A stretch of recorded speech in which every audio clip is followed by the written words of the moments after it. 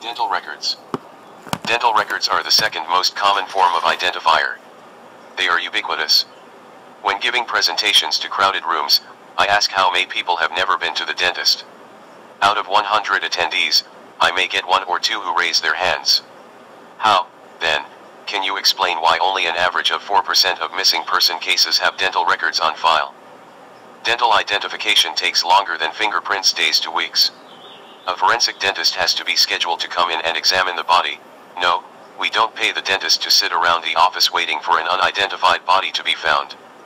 The dentist has a practice, and we have to make an appointment like everybody else. Dental identification is also more expensive. The forensic dentist went to school for years and years to learn what he or she knows, and to testify in court as an expert in the field. Someone's going to have to pay for that. Any wonder we ask for fingerprints first? Note, dental records are perishable. They must be obtained as soon as possible. For example, California dental and medical providers are only required to maintain these records for 7 years. Some jurisdictions can destroy records in as few as 2 years, and that is if the laws are being complied with. This sounds like a long time, unless you consider that the missing person may have not seen a dentist for 5 years, disappeared 2 years ago, and may not be found for another 10 years. Lock down the records now. Order copies, leave original records with dental or medical providers, and instruct the dental or medical provider to freeze the file forever, or at least until the missing person is found. Once obtained, these records must be mailed, or scanned and emailed, to your state missing persons clearinghouse.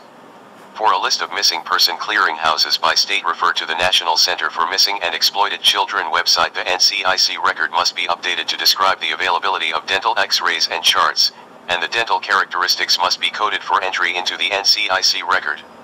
If your state clearinghouse does not know how to do this, contact the NCIC directly and they will do it for you.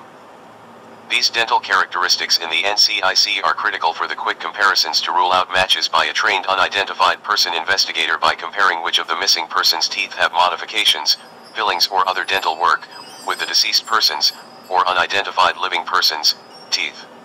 For example, if a missing person has a filling in tooth number 14, and the same tooth for the unidentified person has never been modified, it is a rule out, teeth don't heal. These dental records, charts and x-rays, should also be entered into the National Dental Image Repository, NDIR, which is available to law enforcement through the FBI's LEO network, Law Enforcement Online. The NCIC record should be modified to state the following: dental x-rays and charts available on NDIR.